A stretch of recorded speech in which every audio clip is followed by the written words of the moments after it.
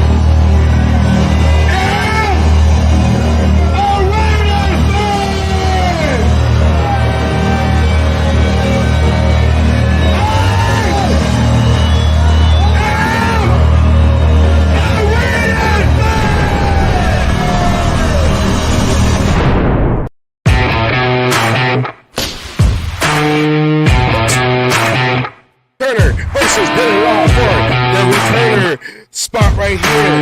And also, you're going to see versus D. Camarion Richardson for that cornerback position. And also, we're going to see Victoria versus Arbitral Speeds in a match of on a triple threat for the right tackle position. Aaron Melford versus Ron Wagner and Jimmy Blaze. And of course, in the event, Domination versus the starter in O'Connor this summer on the Survivor Series Camp Battles. Oh yeah, and with me right now, did it all come through? Because I was trying to hurry up on that one. I don't know. The music was loud on my end. It kind of drowned you out a little bit, but I was able to hear you. Okay, that's all that matters. Because I was trying to hurry up, trying to share everything at the same time. But hey, where's the music at, man? Where's the music at? I'm trying to do everything else, catching up. You know, there we go. All right there. Welcome to the cage match. Yes, and I'm here. Training camp is going to start real soon. I know the rookies are in right now, but we're here to try to let you know and follow up on that because no one else is talking about it. We're the first one to say it. You know how it goes. With that, do I sound loud? No, you sound fine to me. All right, because I know I'm yelling a lot. So, all right, anyways, we have Asylum, who's been on every single episode. Mr. Cal Ripken Jr., Jim Otto. Never missed a game, never missed a play, never missed a show. How you doing, Asylum? I'm doing good. I just want to say, I appreciate you being able to come on, consider what has gone on in your life. I just want to give my condolences to you and your family and everything on that. And I really appreciate you, taking the time out of what's going on to be able to still come in and do the show. Yes, like Brett Favre, my grandma had passed away, and we were like, I was my ride or die. So, but I don't think she would want me to miss what I do. So I still got to tuck my Raiders, and she would always be with me. So, but with that said, we got a good show today. We got a lot of things to talk about. But before, hold on, cut off music, because we're going to go into our favorite part of the show. Shameless plug. Here we go. All right, everyone go to the YouTube channel, The Cage Match Show. Like, share, give the thumbs up, subscribe. Most importantly, subscribe so we can get more content out to you. Excuse me. Hit that bell. to get notified anytime we come on. If you don't do YouTube, go ahead and catch us on Facebook at Oakland Raiders Savage or Asylum. Both those pages, you can catch us, watch the show, and don't forget, it's not up there, but we got W. Go to WGG, get your energy fix. In the promo code, when you check out, put Cage Match, one word, and get 10% off your entire order. And like always, when you think of wins, you think of dubs. And when you think of dubs, think of W. Get the energy just like Max Crosby. Even though he probably never had W, but I don't care. Maybe he'll come on the show and be like, yeah, I got W. And I do have W, but I can't grab it because it's all the way in the kitchen. So I can't show that I do have my W bottle. But anyways, also remember, let's go. I feel like I sound loud, but whatever. Here we go. Of course, this weekend, make sure you get your tickets. Last chance to get your tickets. 10th anniversary Raider Nation Summer Kickoff with Kobe Myers, DJ Turner, and Divine Diablo with legends like Ira Matthews, Willie Jones, Ricky Williams, Michael Alexander, Jeff Barnes, Greg Townsend, Reggie Kinlaw, Mike Ciani, and of course the Hall of Famer, two-time Super Bowl winning champion, Super Bowl 15 and Super Bowl 18, and also the very first ever starting quarterback for the Oakland Raiders, Tom Flores, Hall of Famer Tom Flores. Make sure you go there, get your tickets at Summer Kickoff 2024.eventbrite.com. May 11th, this Saturday, Kern County Fairgrounds, Bakersfield, California. Make sure you go. I'll be on stage being the MC. Of course, because they like the way I transition everything on the show. So hopefully I can keep that same magic out there on the stage. We'll see how it goes. We do have our cage match stuff, but as of right now, let's go into everyone's favorite lady of perspective. Miss First lady of the cage match. First lady of the cage match. You read that, huh? All right, let's go into it. You got the video ready? I'm ready. Let's go.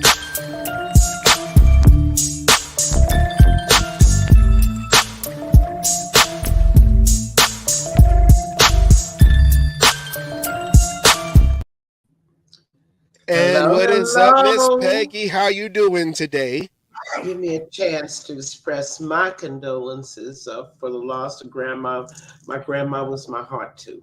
So I know, she made me the woman I am today, and I know she made you the man you are now. Oh yeah, she taught me how to talk back. So hey, stand up. Let's get right into it.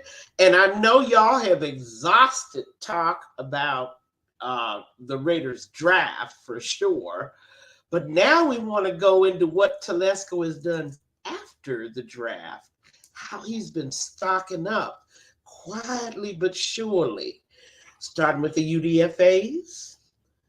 What do we get? A quarterback? Let me see how many offensive linemen. 1, 2. There's 2 guards, but of course, guard is the position we want. But people say depth. Look at the cornerback. I mean, everybody wanted us to take a cornerback first round because 2 of the best were still on the board. But he's got his eye on that position. Asylum, 3 corners.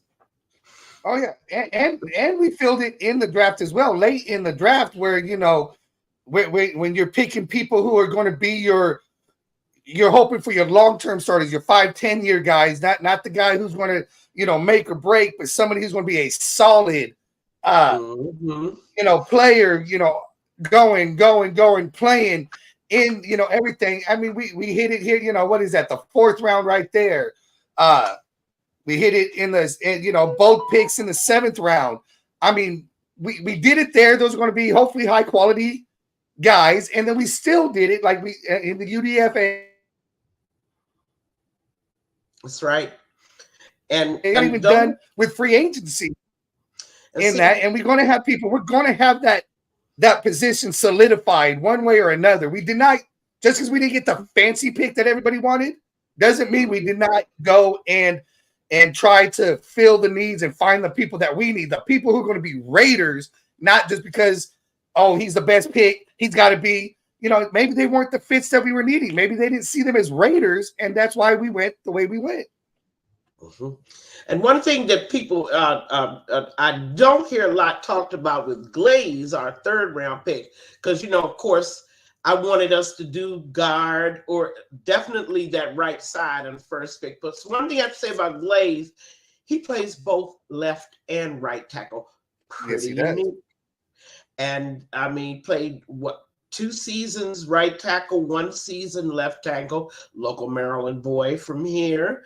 But the whole point is, this is a guy. I think they were looking for versatility. What do you think, Savage? I like the versatility of Powers Johnson too. I mean, these days you pick guys that you can plug and play. Johnson could play all three. I mean, could play 3 positions. He could go center, guard, and tackle. And that's so. I mean, yeah, and it's what they wanted to do in the previous the previous coaching staff. They wanted guys who can play multiple positions, especially offensive line, because you're always going to have injuries. You can't get away from, having no injuries during the season. So if you have guys that can go into right tackle, if Miller gets hurt, you can move him over to left tackle like Mumford did last year. You'll have, I guess, guys who have the same continuity, and hopefully you won't miss a step, when you go into the next game with backup guys. James gets hurt. You got 3 different guys who can play center. I mean, you have the depth to rotate on the line to put the best person in the best position to fill in until somebody comes out. And a lot of teams don't get that kind of depth. With it's 1 or 2 guys who only plays a right guard. They don't got somebody who switch over to left and know the footwork difference to go left and right and be able to be effective that way. And that's the key thing. Having people who have played the multiple positions and done it successfully, not just, well, I played 1 game there because I had to fill in until somebody got hit. No, they're able to go wherever they need to go. I mean, Jackson Powers Johnson, I mean, this guy's played, like I said, all 3 positions on all the sides. He can literally go anywhere you need him to go. And he was drafted as a guard, not as the center that he, was so dominant at in college. But he's played guard, and he's played guard successfully.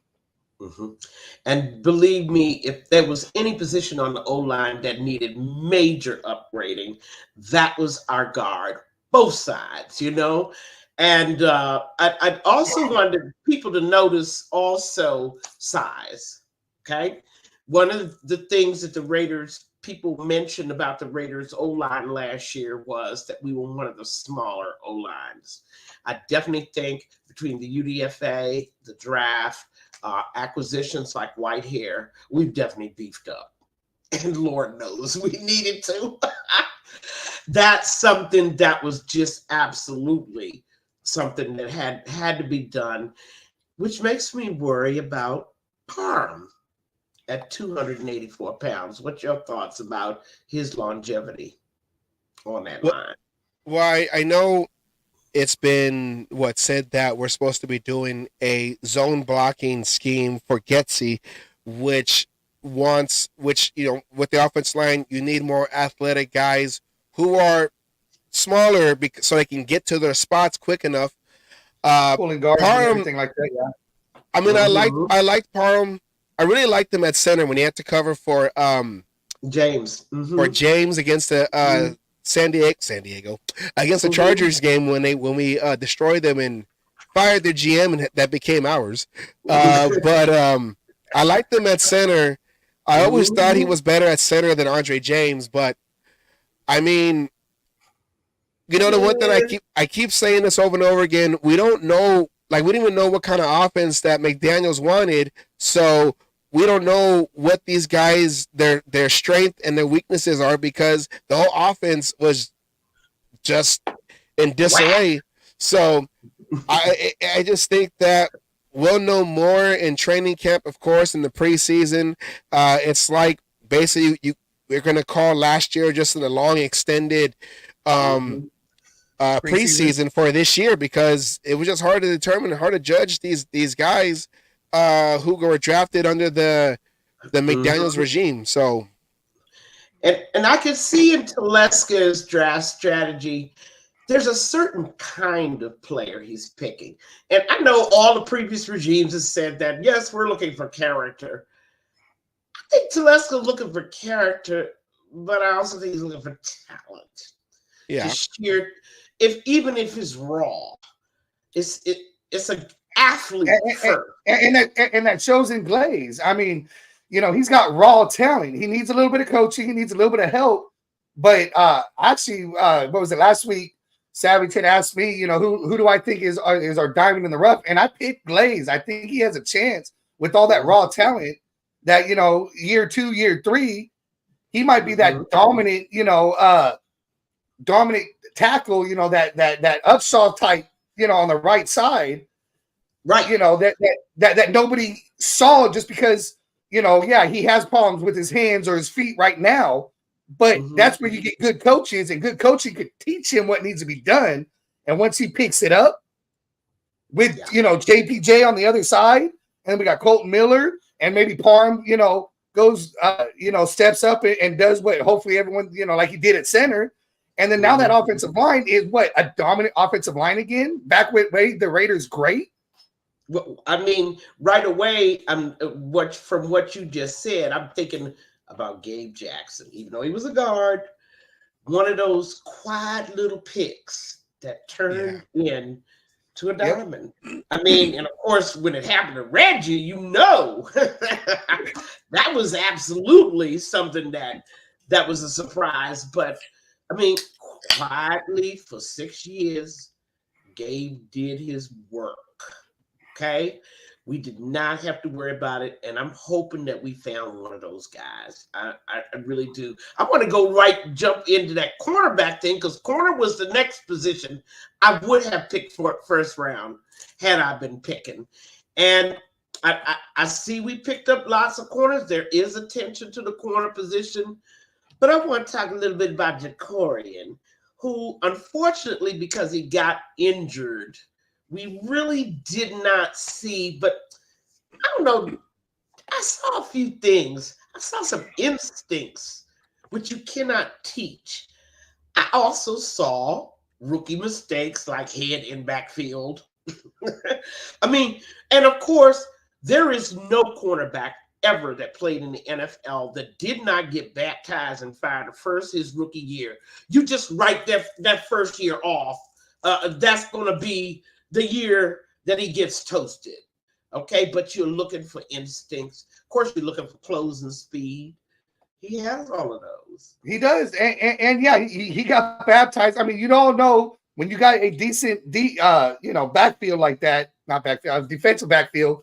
The rookie's going to get picked on. He's going to get picked on, and he did. And the biggest thing, and the biggest thing I saw out of Jacorian is he may have made a mistake, being a rookie and everything, but he didn't let it phase him. He turned around, figured out what his mistake was, and did everything he could to either make up for it or make sure he didn't make that mistake again. And there were a few games where nary a peep was heard from the wide receiver that he was covering. It was very quiet. Now, I'm not saying that these are top wide receivers, but I mean, these were guys that, should they really get open and, run some routes that really has the rookie shoes sitting on the 30-yard line, they could have done some damage. They didn't. How many times have we gotten beat by those no-name receivers on other teams because we were sitting there, putting all of our focus on the big-name receiver, and all of a sudden that little guy come up and have, 200-yard game, blowing us up and beating us. We couldn't do shit to stop them. And wait a minute, time out. Somebody need to tell me, why did they let little tiny and meek go? I mean, like last year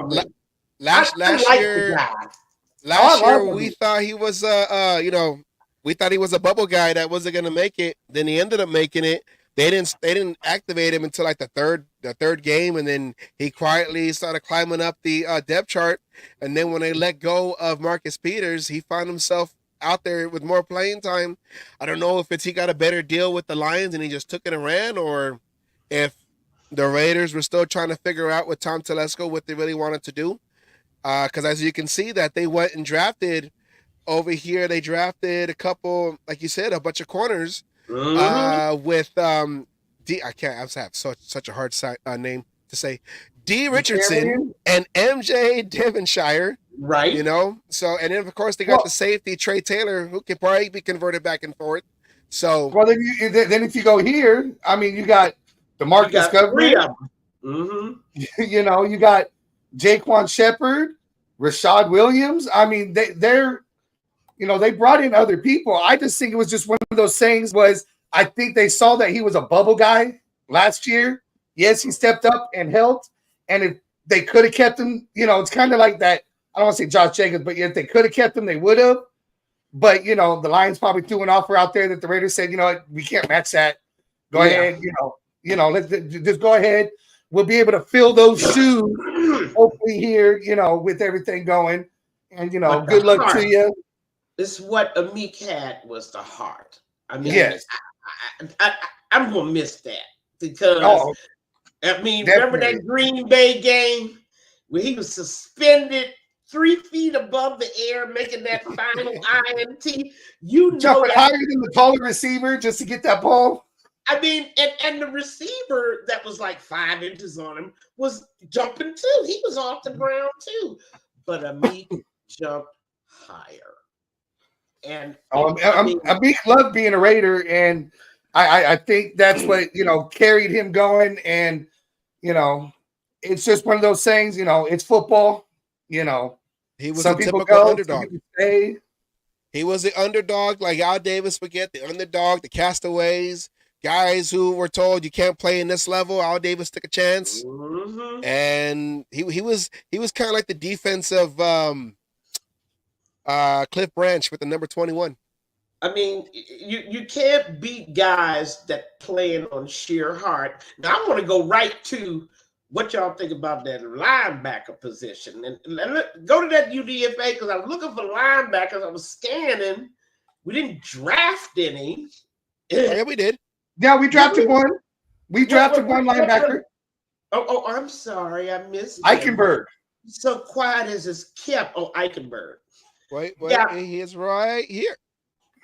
Okay. I mean, I just, what are y'all thinking about linebacker? Now, for the first year in the last 20 years, and yes, 20 meaning 2-0, I was actually happy with the linebacking core's performance. Thought it could have been better, and God bless him, Divine Diablo. I love you. You're an athlete. You're a tackling machine, but you got to learn to get there before the ball gets there. You're just running all over the field, having a tackle and this, that, head weaving and bobbing because you don't have the instincts. And I think that's the turning point for Divine. If he could just have that natural instinct. So what are you thinking about linebackers, guys? I'm looking at the chart. Amari Burney. I mean, he was their draft pick from. No, was he a draft pick? No, he was a draft pick, not a UDFA, right? He was drafted, right? I don't think he was drafted. Well, I know he's supposed to be a fast sideline to sideline guy who didn't really get too much playing time. He did look good in the preseason last year. No. I mean, Masterson, you know, I mean, Spillane was the one who just, you know, exploded. But I need another Spillane. He was drafted in the 6th round. Okay. All right. I mean, I do need another Spillane. The thing I loved about Spillane is you got that with Eichenberg. But he always knew where the ball was going. And see, I got my linebackers have to be really, really smart. In the middle, especially in the middle, because that's where they're really trying to beat you underneath. Okay. Oh, yes. Yeah, and the way the defenses are now, well, you know, to counter with the offenses, when you have these spread offenses and receivers playing running backs and running backs playing receivers, the linebackers are basically hybrid safeties who have to know how to cover receivers, and that's why I feel like the linebacker position kind of had to evolve. You don't see like that big bruiser linebacker, like we had with recently with like Romanowski. Beekert or Romanowski on the weak side. Yeah, but even those guys, the question for a linebacker is, do I drop back in coverage or do I fill a gap? And you don't get a whole lot of seconds to make that decision. Yeah. You gotta know by the way the old linemen are releasing. You gotta read what's in front of you. And you have to read it quickly. Is it time to fill a gap? Is it time to do something about that tight end that's trying to brush right by me? Okay? That's a tough job. Oh, it definitely is. You gotta be. This is my complaint about Divine. Much as I love him, he just doesn't know when. He's either in the hole at the wrong time, in the wrong hole, or he's doing cleanup duty on aisle 7. Because somebody done blown past him. Okay, some running back or some tight end, or even a slot guy. I mean, sometimes. You just have to have that knowledge, and I'm hoping. I'm not sure we upgraded at linebacker. I'm just not sure yet. But I think Divine Diablo has taken a step forward last year. He took a step forward. Let's hope he takes another step forward. He's still got some steps to take. I mean, this is his. I think this is his contract year. Yes, right here. Yes. So let's go. Eichenberg's comparison is to Spillane. They say he's another Robert Spillane. I just want you to be. I want my linebackers to be where the ball is. And I expect you to know where it's going, left or right. What's going on. I think we solidified the linebacker spot. We may pick up another one in free agency. Depending on who's available. This, that, the other. Patrick Graham likes to, as Savage has made it clear, he likes to play the 4-2-5. So we really only need the 2 linebackers on the field. So we got some depth in there, even though that last graphic, the depth charts, is showing it differently. And I think I'm happy with what we got. I think we upgraded a little bit by getting Eichenberg. We could upgrade some more. We definitely need to go. Masterson, if he did get hurt, when he did, he was stepping up as well. I mean, he was playing pretty well. And he was learning. I could see that he was getting it. It isn't how many tackles you make. It's about where you are at point of contact. Yeah. I mean, and you instincts. You got, as linebackers, have to have that special thing. I will not go into it. I'm definitely happy with the way they played last year. I'm happy with the way the entire defense, they became a unit, and it was a miracle. I don't think many fans realize the genius that was going on.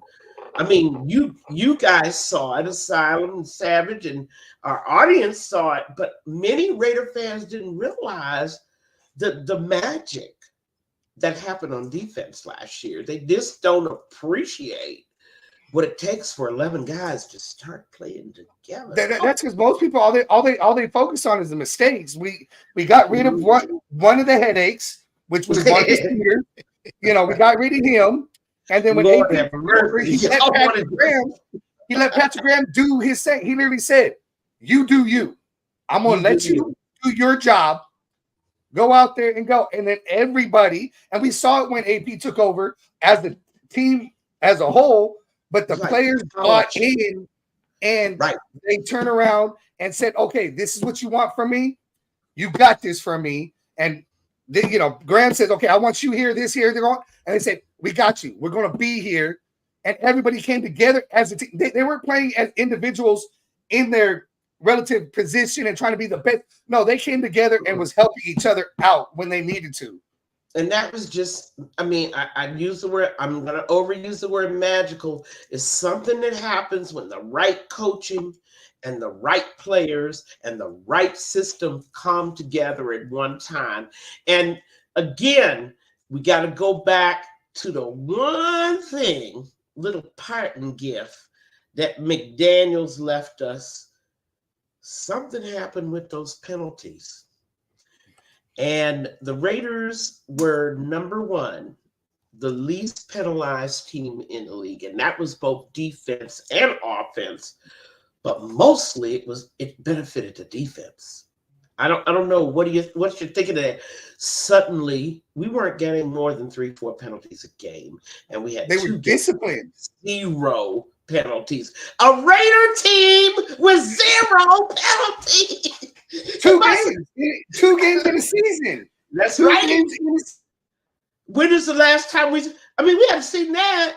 Well, we haven't seen that at all. On the players. AP held them responsible, but Devontae Adams turned around and said, you know, he was asked to hold his teammates accountable. He was never asked to do that before. He's like, you know what? It means more coming from you than it does me. I can go yell him. You know, I can go yell him all I want, but if it comes from you, it's going to mean more. And the players were holding each other accountable.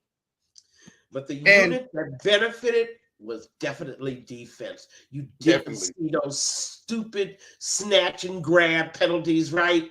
Those penalties where people were just totally out of position because they were clueless about where they should be because they didn't understand the system to begin with. So they were always out of position. Somebody was always blowing by them. And of course, that's when stupid penalties happen. You just get outthought and outplayed.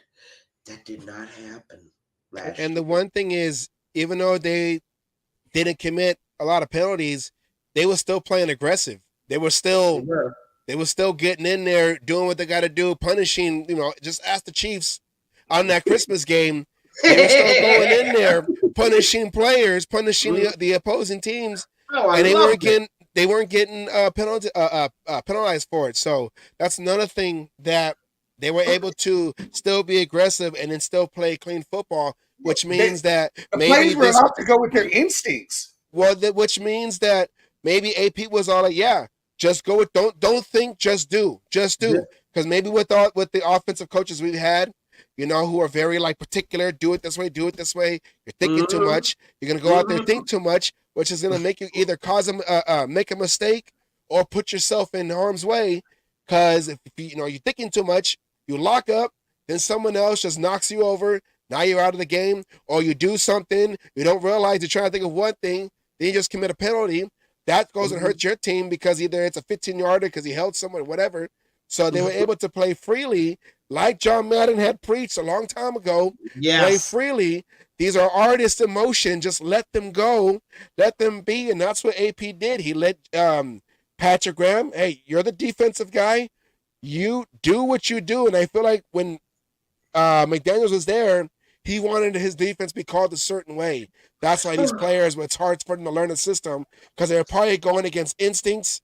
Like their thinking was going against instincts, and when Patrick Graham was basically had the handcuffs taken off, he had them do what they got to do, and you seen these players play more aggressive, but you saw less flags. So they were like Jack Jones. He brought in Jack Jones, and AP, pumped him up coming from, after coming with the Patriots and everything, but he let him play with his instincts. That interception against the Chargers, that was pure instinct. He saw something. He almost overcommitted and damn near missed it. But, he saw something, instinctively went there and was right with the ball. He baited. A lot of people don't realize that interception against Mahomes, he baited Mahomes. Right. Mahomes did not. I mean, he baited him. How many times do you see Mahomes baited by a quarterback? Well, by that time, what did the elders say? I'm all shook up. Jones's best play of the year, though, was a play that he was in the right position. And I keep saying people don't realize the miracle that happened on defense. For once, they were in position to make plays. How about that play in Denver where that tight end just knew he had that ball because that was 6. And Jones reaches his hand up there. He did not play the man. He played the ball. And then still came back pissed off because he didn't get the interception. He's like, I should have had that.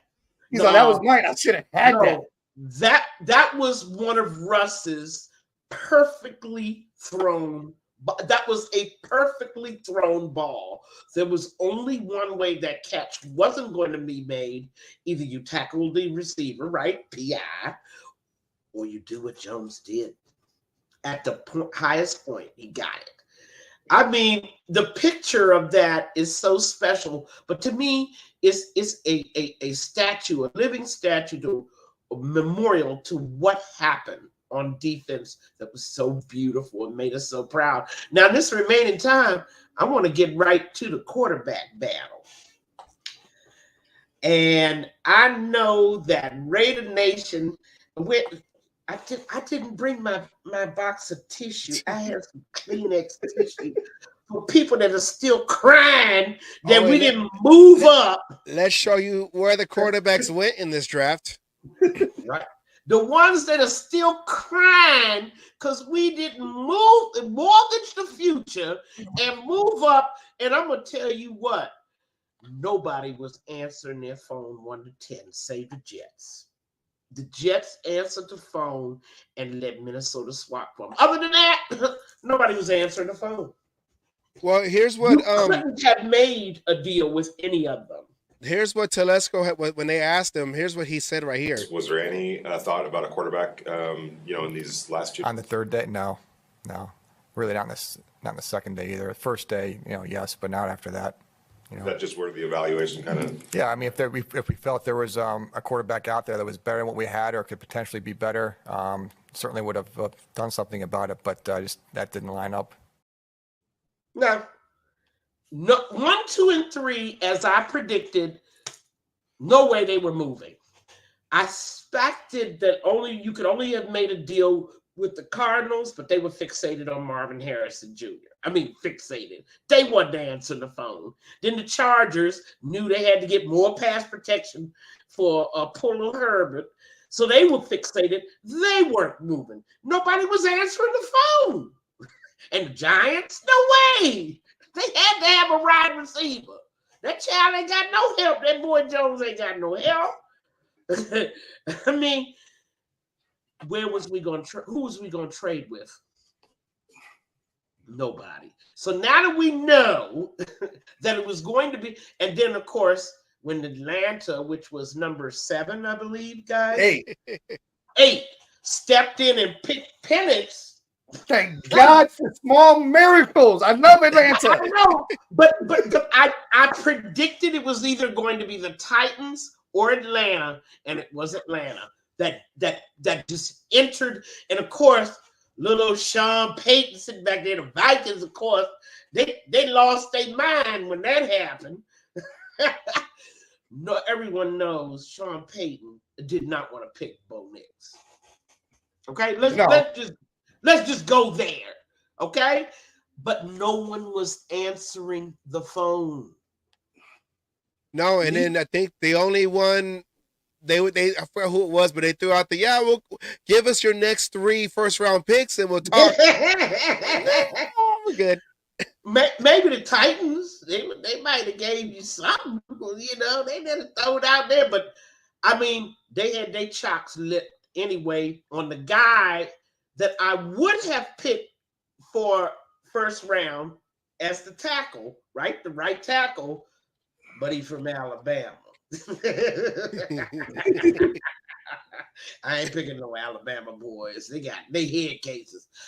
But now that we know, and this makes what Telesco did in March, imagine if the Raiders had waited until after the draft to get a quarterback. Who would have been on the board? I know y'all ain't got that graph, but I mean, who would have been available, late April, early May?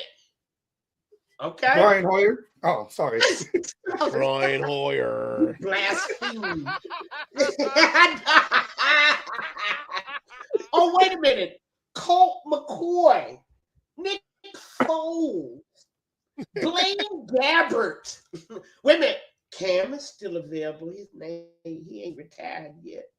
No, and he's mad that what's his name with the Buccaneers got that big contract. Baker Mayfield. Baker Mayfield. Well, I mean, Baker did it. Oh, hold on. Matt Ryan. He had retired. Hey, well, we got Tom Brady up in the booth. He was saying, I'm still thinking about coming down. But I don't know now because Aiden took his numbers. So Aiden O'Connell is no longer 4. He is now 12. So sorry. Maybe he can take number 4. And maybe people can get mad at Tom Brady even more because he's wearing number 4. Because I feel like O'Connell got a lot of heat because he wore number 4. And people were all like, oh, I hate that number 4. It just reminds me of, the last guy. Oh, my God. Oh, wait a minute. Joe Flacco looking for work. No, Joe Flacco's actually been signed. Joe Flacco's with Indianapolis. Oh, that's right. They had to make up for that grievous era. The Colt fans, by the way, I have to say, are truly pissed that they let Minshew go. I mean, they are hot to be tried. But let's face it, Telesco was brilliant going out there and getting the guy he wanted. Okay? Before the draft, well before the draft. Now we have an actual quarterback battle, right?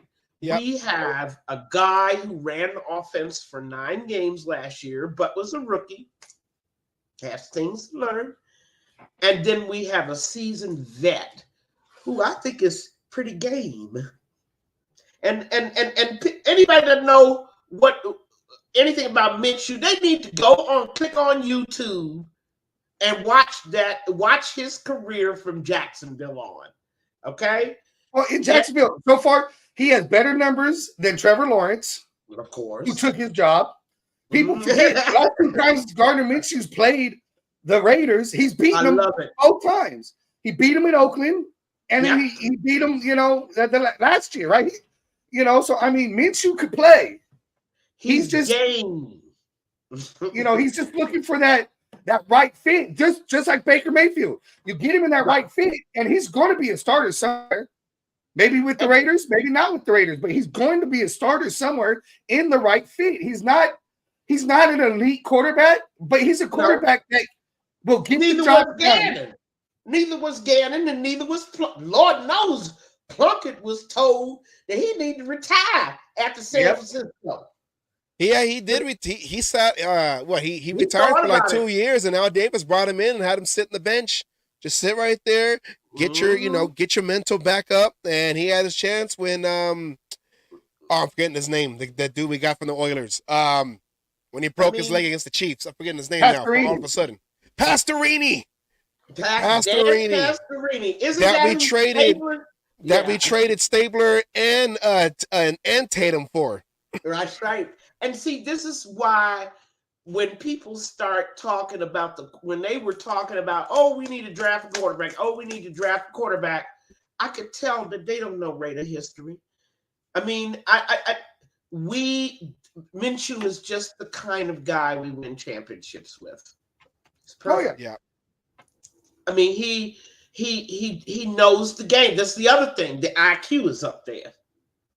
Certainly higher than Trevor Lawrence. I don't know if the poor little Jack. I haven't got the nerve to tell the Jacksonville fans that the boy. I'm afraid to tell him. He always looks like he just smoked a joint, right? And you notice that Trevor Lawrence always looked like that. Everybody's not home there, but in Minshew they lost a guy that kind of understands the game and blends with receivers very well.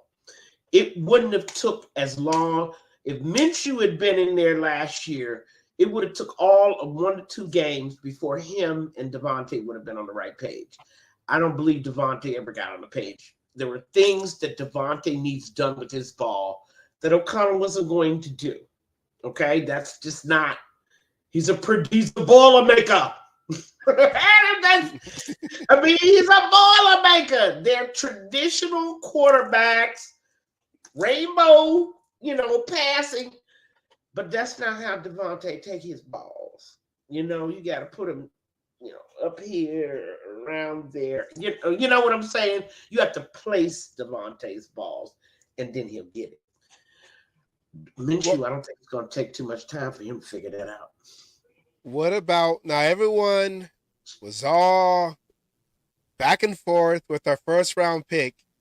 What is your take on tight end Brock Bowers at our number 13 pick when he fell into, when we got to 13 and Telesco took him? Because a lot of folks were surprised that they went tight end when we did need an offensive lineman. A lot of folks thought we needed a quarterback. What is your take on the number 1 pick, Brock Bowers? Hold on, let me flip a coin real quick.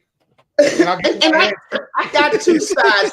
Y'all got to understand, I'm a Libra, so us Libras, we always look at both sides of the coin. On the one hand, I know he had to be going BPA, okay? I just know he saw that athlete on the board. I'm not leaving him there. Fine. But the other part of that is need. I mean, that's the other side of a draft and a drafter is if you're going to pick BPA, pick the best player available at a position I need. I didn't need a tight end. Okay? I needed a right side of my offensive line or corner. And that's my only issue with Telesco, but I knew he knows something about this guy that we don't know yet. Now, people are talking about 2 tight end sets, and you know what my feeling is about that as well. I love 2 tight end sets, except the Raiders offense under McDaniels had 2 tight end sets. He didn't know what to do with them. You see, you got to have the offensive brains on the sidelines to make a 2 tight end set effective. We don't know what we have in Getsy and Philbin and anybody else they imported to design. Notice I said design and call plays. So after you get the design right, then you got to call it at the right time of the game, right? I mean, I have to see. But I know Telesco just couldn't leave him on the board. Telesco was like, oh. Well, I mean, you know, when people talking, you're right, best player. I've seen him ranked as the 2nd best player in the draft, all the way down to the 7th best player. I mean, so he's up there, and we're not talking about, position. We're talking about in the draft overall. Right. So yeah, you hear generational talent, all these other things, and you're right. You got to be able to get that out of them, and we have to wait and see. I believe Getsy was handcuffed, and we didn't get to see everything that Getsy's capable of. And we've seen it with our own team when McDaniel did it with handcuffing coaches and everything. So it's just one of those things that, yes, this is one of those fingers crossed that we got the right guy in the right position to be able to utilize, like you said, utilize these players and game plan and go. But yeah, and it's just one of those. And I've trusted Telesco when it came to drafting. The first, he has an eye for talent, and in the first couple rounds where the Raiders have failed year after year after year after year, regardless of who the head coach was or the acting GM, new GM. Remind us. Compare and contrast. Compare and contrast. I have more faith in this pick than I've had in first round picks before. Exactly. And you know that they didn't tour the hospital wards to get him either. Okay? I knew that was coming. Make a wish. Friends of Kaiser Permanente. I just I couldn't after that draft. What was that draft when number 1 we got Gady and Conley, and number 2 we got Melifonwu, and all of them, both of them, neither one of them could take the field in their rookie year. In the hospital wards, having surgery. I mean, hopefully those days are behind us. But now we need to look. And like I also said, I didn't think Ziegler did a bad job drafting at all. No, I didn't think he did a bad job either. I liked Ziegler, and just unfortunate that he was tied into McDaniels. Yeah, well, you had they to were a package deal because I think Ziegler's draft. I think he's got some solid players he pulled out of that draft. I most certainly know he did. Do you think Ziegler had to get axed because they said Ziegler really wanted to trade up to get C.J. Stroud, and McDaniel said, no, I don't want him. So he goes, okay, never mind. Yeah, he bowed down to the coach.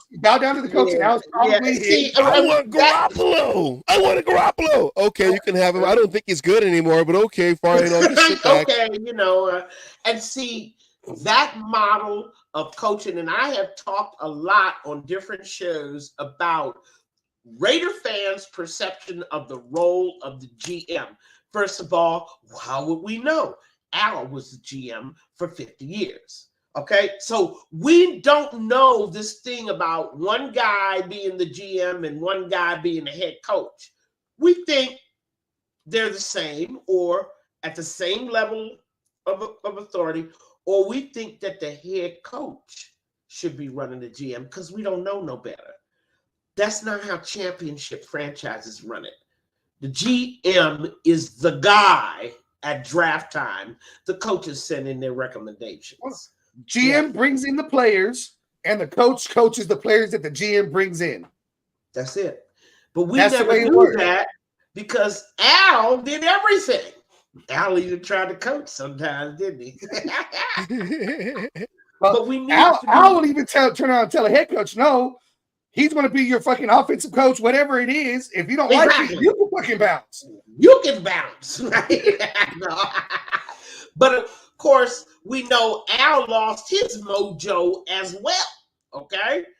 And we've had a number of misunderstandings. Of course, in 2012, it was 3 blind mice in charge of the franchise. You don't have a rookie owner, a rookie GM, and a rookie head coach all in there at the same time. One of y'all got to know what y'all doing, okay? Then we got to move on to the Gruden and Mayock show, right? After we got rid of McKenzie, finally, we had to deal with the Gruden and Mayock show. Then Mark, not having learned his lesson, brings in, ta-da, encore, McDaniels and Ziegler show.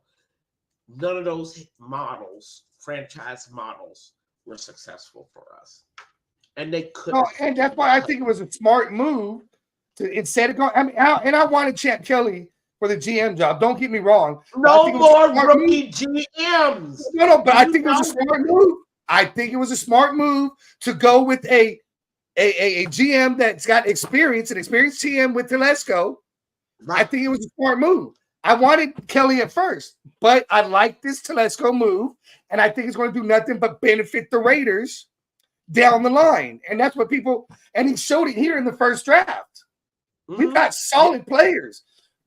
We got people who do work. We got people who are going to be a little bit of work here. And then we got, in the late rounds, you got your projects. That's the way a draft usually goes.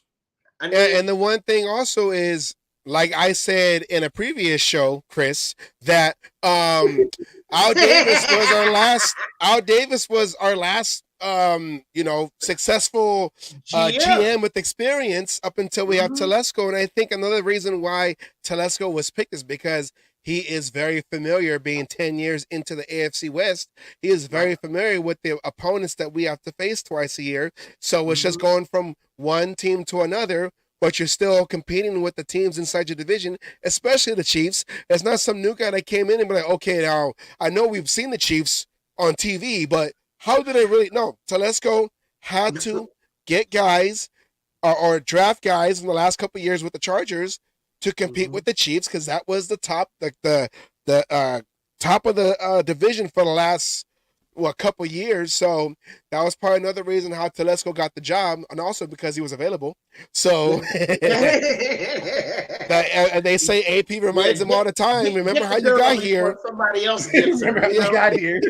Remember how you got here? So, but we do have to understand that we as a nation, Raider Nation, have just never understood how the balance of power between a GM and a head coach should go. For the first time, we have the proper balance of power.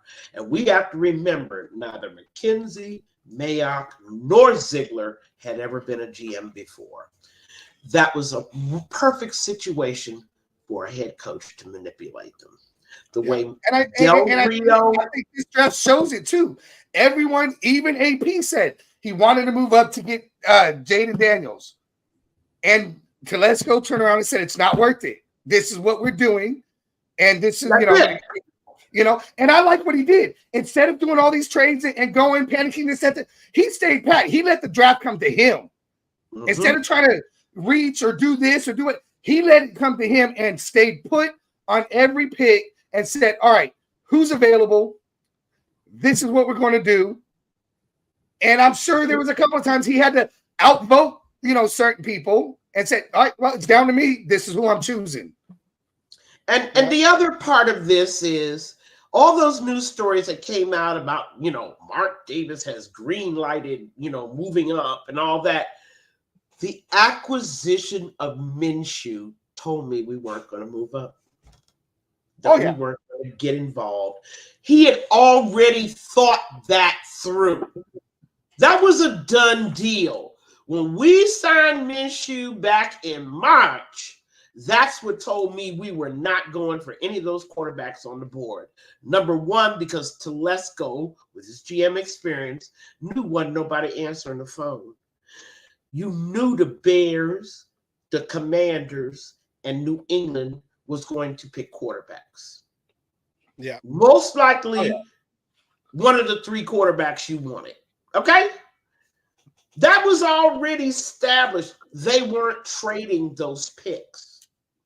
And like you said before in the previous episode, if it's not the guy you want, don't just draft the guy because you felt like you got to draft the quarterback because everybody wants a quarterback. If it's not your guy, then don't get him. Then then it wasn't your guy in the first place. And you're so right, except if you're Sean Payton and you just thrown your $139 million vet quarterback with a Super Bowl ring and told him to hit the road, okay? You're left with Jared Stidham. Quarterback killer. Wait a minute. Zach Wilson. Zach Wilson. You'd rather have Zach Wilson on your roster than Russ Wilson. What could you do when number 12 fell to you and there was Bo Nix? That was it. He had no choice but to take Bo Nix. What was he going to do? That's not the guy I wanted. Pass him up. There would have been a riot in Denver. Of course, I would have had popcorn waiting. I had my popcorn already out. But the whole point is, don't be Denver. The Raiders don't have to be Denver. Denver, 9 years after Peyton Manning retired, is still looking for a starting quarterback. Yeah. They've got 13, right? This is their 13th? Right. 13th. And Zach Wilson may conceivably be the starter opening. Zach Wilson's going to be the next Drew Brees. What are you talking about? Are you writing that down? How to play football. Is that a bold prediction right there? Wait a minute. We got to nail. You heard it here first. I mean, this has to be memorialized. But you heard it from me. Conceivably, Zach Wilson could be the starting quarterback day one for the Denver Broncos. And of course, he might be. Wait a minute. I will call Savage to borrow his laugh track. So I can play it. Yes. That boy has the learning curve of Mount Everest. He never remembers anything that he did the last game. You will book it. I watched it carefully. He never remembers anything that happened to him the game before. He does the same thing over and over again. Well, you know what they say, like have a short memory or maybe CTE. I don't know. One of the two. CTE is not real. So I was going to say CTE is not real. According to AB, B as in and Chandler Jones. Brown. And Chandler Jones, it's not real. It's not real. No, he's definitely challenged. I mean, there's no 3 years, for the Jets. I mean, there's just no way. But I've got to run, fellas. It's been lovely. And I think we've covered everything we wanted to cover. And I'm sorry I was so wishy-washy about Bowers. But, I believe that need should be filled. And I know he just could not, but I know the temptation, you cannot leave a player of that caliber on the board. I know what he was thinking. And he figured he didn't even think about anybody else. And Asylum, what is that one stat that you had looked up about Bowers? Oh, he was a 2-time finalist for the Lombardi Award, which is for linemen only, which means, people want to say we didn't address the offensive line, but he can be that offensive lineman that you need in the blocking game, and you need a blocking tight end in the running game and in the passing game, not always just going out. And I think we I don't want to say half-assed it, but we addressed that need, as well as got somebody who can catch, be effective, and it's hard to tackle. I mean, you see that boy take some hits that wouldn't go down. I mean, I said it before. I see shades of Dave Casper in him. Well, everybody's talking Casper, but I do not know whether you all remember a tight end. They call him a tight end, but he was something else for the Giants in the 80s called Mark Bavaro. And I don't know whether you remember him, but they used him as an H-back. That boy running down the seam was Bowers could do H-back too. I know, that's what I'm saying. Bavaro had the 3, H-back, wide receiver, and tight end, and he could block. Okay?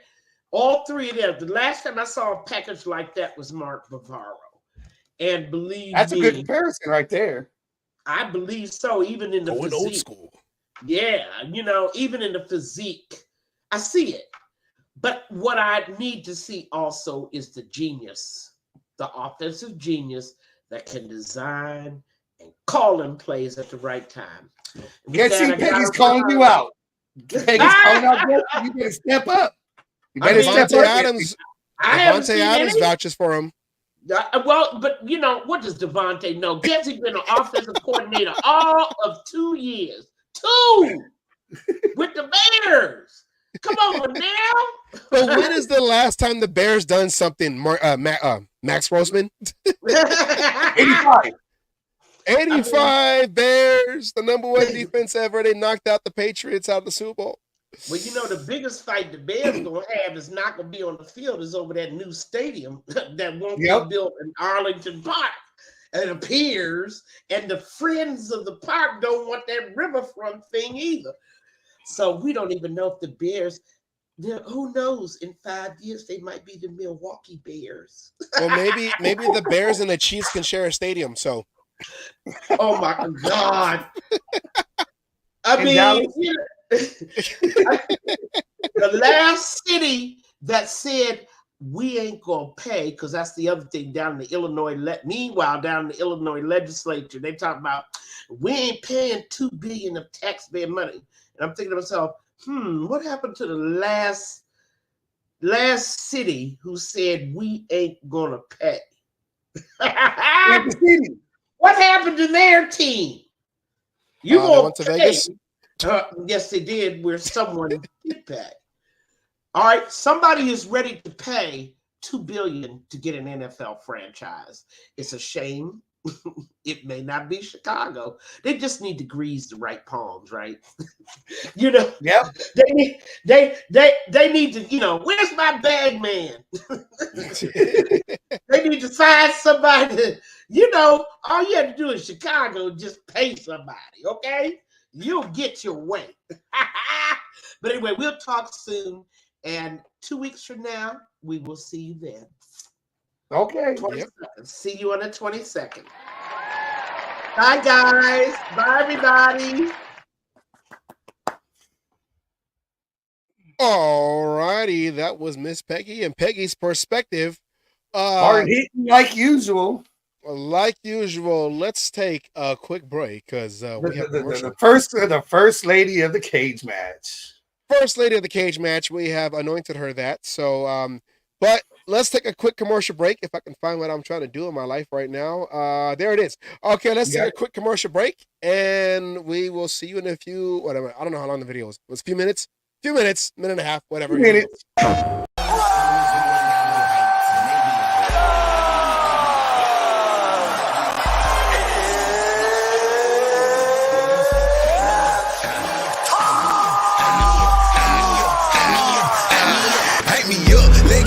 Hype me up when I roll, hype me when I Millie rock, hype me when I hit them folk, hype me when I moonwalk and reverse it on they ass. Hype me up, this a freestyle, no rehearsing on they ass. Hype me up in the club, yeah, you know I'm finna ball. All that drip I got on me, yeah, you know I hit that mouth. Hype me up, I'm on fire, that's a ooh, that's a ah. Hold up, wait, you ain't got no hype team, then I'm your guy. Hey, you don't need a hype team. Don't put on the show if you ain't got no hype team. Right team, to make sure you do your dance when you hear the high team. They be like, hey, they be like, hey, they be like, hey, they be like, hey.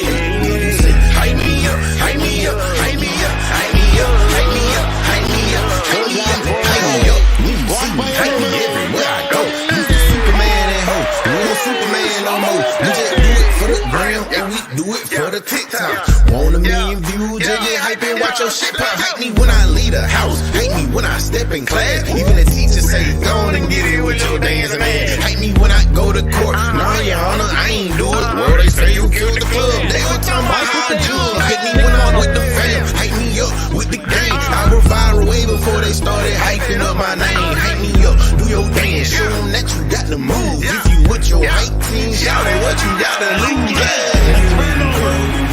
Hype team, put on the show, you ain't got no hype team. Turn the right team, make sure you do your dance when you hear the hype team. They be like, hey, they be like, hey. All right there, the 10th anniversary Raider Nation Summer Kickoff 2024 with Jacoby Myers and DJ Turner and Divine Diablo, with legends like Ira Matthews, Willie Jones, Ricky Williams, Michael Alexander, Jeff Barnes, Greg Townsend, Richie Kinlaw, and Mike Ciani, and of course, two-time Super Bowl winning champion, Super Bowl 15 and 18 to be exact, and also the starting quarterback for the Raiders ever in franchise history back in the day in 1960. Tom Flores, Hall of Famer. Make sure you go to summerkickoff2024.eventbrite.com. And I mean, it's this weekend, so you better hurry up. It's gonna be a big show. And of course, yours truly, the Oakland Raiders Savage, will be out there being the MC of this event. So make sure you go on there, get your tickets down in Bakersfield, May 11th, Kern County Fairgrounds, Bakersfield, California. I need to figure out what time that it starts because I don't want to be late. You know, Puerto Rican time, like you say, Asylum. But make sure you go there. And hey, I think that's my favorite. I think that's my favorite play of the whole season, though. Jacoby Myers throwing himself a touchdown. I mean, you know, just like Bowers can be running back, receiver, and all that, Jacoby Myers, he auditioned last year to show that he can throw touchdowns to a Raider player, or 2 years ago, you know, with the Patriots. And he came in, I think he threw like 2 touchdowns. One of them was to himself right there. So, you've seen the intro. I'm going to play it again because I want to try that one more time. We're going to talk about the camp. Where's the videos? Where are they at? Turn your mic up then this time. Okay. Wait, don't do it yet. Let me turn my mic. I think it's this one. Which one's my mic? I should know my equipment, right? Okay. All right, you got it? You play it for me so I can get ready. Here we go. Ready? Survivor Series with DJ Turner and Dylan Locke going for the return of position, battling in camp. And then we also have Camarion Richardson for that corner position, the Ricky versus the second. And then we also have Dylan Thorne and Andres the Giant Two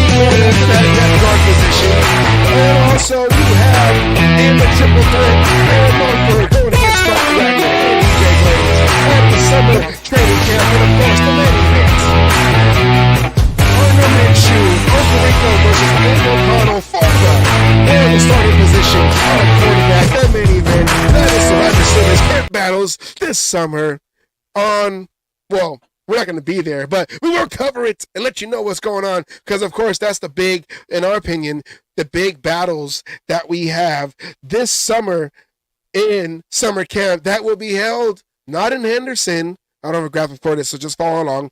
But down in the LA area, Asylum, do you have any? No, actually, it sounded like it's going to be in Costa Mesa. Costa Mesa. And as I've heard on other podcasts, why don't we say, why are they doing something like that? And I want to just touch on that just real briefly, because they thought that that family can't be a distraction. And I'm going to disagree with that. I think they're doing it for one or for a couple of reasons. One is to get these players away from their families because family in Las Vegas in a whole can be a distraction. And, so, they want to pull them away, put them where it's the team only so they could, build that camaraderie, build that team energy and, be around each other, build those friendships, build those connections that Peggy was talking about. Brotherhood. There you go, brotherhood. And I think there's another big reason on this. A lot of people did, I did a little research on this, and there are 5 teams that are within 100 miles that hold their training camps close to that area, 100 miles within Costa Mesa. So now you're talking about 5 possibilities of joint practices. What better way to test your guys? I mean, if you're going up against the same guy day in and day out, you're going to learn little things. I mean, you put DJ Glaze against Max Crosby, Crosby's going to blow him up and it's going to hurt his confidence, shit like that. But now you put him up against other people where maybe he dominates, he shows a little something, builds that confidence, they get to see, little tricks that other, players have learned, other little things. It's a good building. It's a good building block to have those joint practices. There's a reason why teams have joint practices. It's not just because, fuck it, we're going to do it. No, it's to build, to learn different things. Yes, it's to also go to learn against, so you can sit back and be like, oh, did I freeze? No. Yeah, you froze for a second, so I had to make sure the dead air wasn't. Oh. And I'm like, huh. But yeah, go up against, somebody you might be seeing during the season. So you might get a little something. Oh, hold on. I see this little twitch right here that he does. I know what play's coming after this and be able to go off that instinct and bam, use it in real time during the game. Yeah, and also, in Henderson, they do also work outside. Folks are all like, well, don't they have that nice facility to practice inside? Because aren't they? They're like a dome team. But yeah, but they still have that outside, they still have the outside field. And going into the summer, if you've been to Vegas, a lot of folks have been to Vegas, they know that you're looking at double-digit degree heat. You're talking about triple digit. I'm sorry, triple digit. I'm sorry. I'm from California, so I'm thinking like, what? 65 degrees? Oh my God, that's shorts weather. But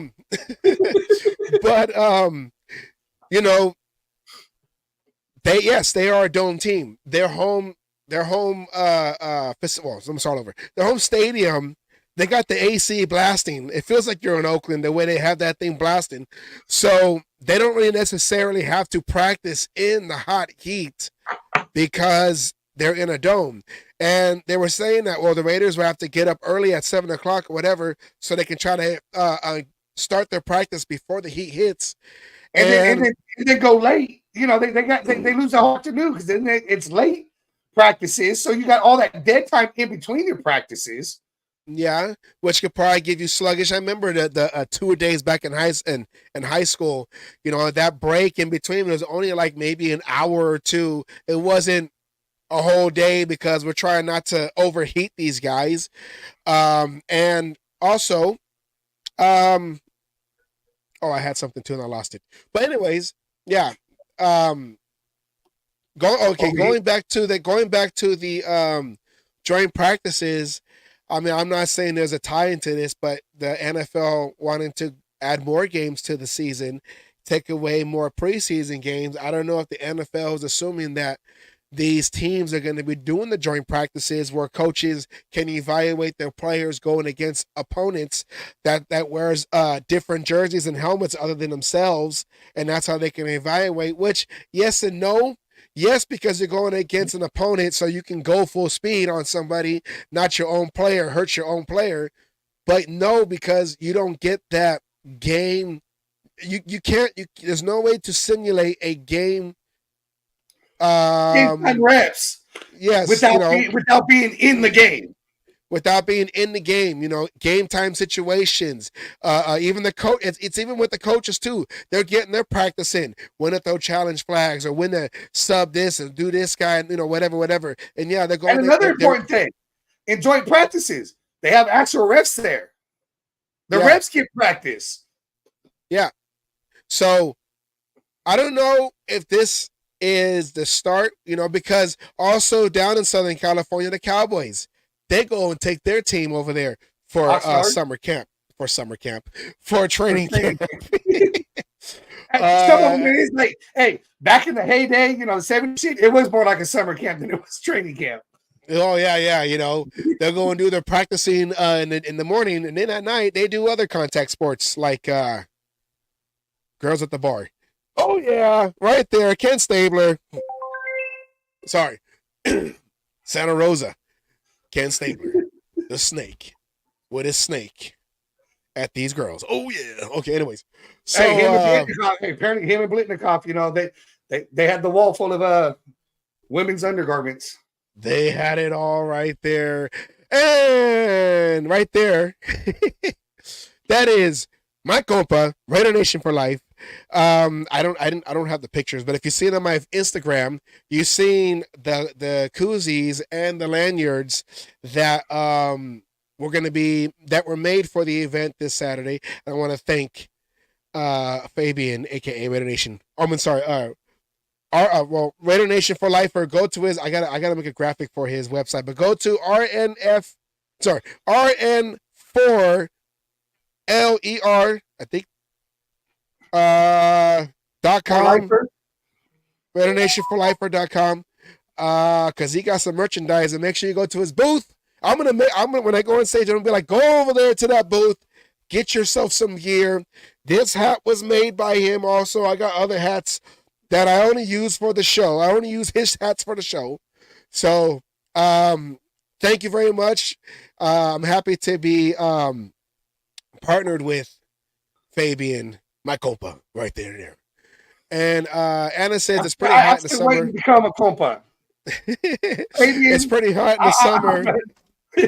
Help, brother, help. Yeah, he wants to know where's the so you want to become a compa pamphlet.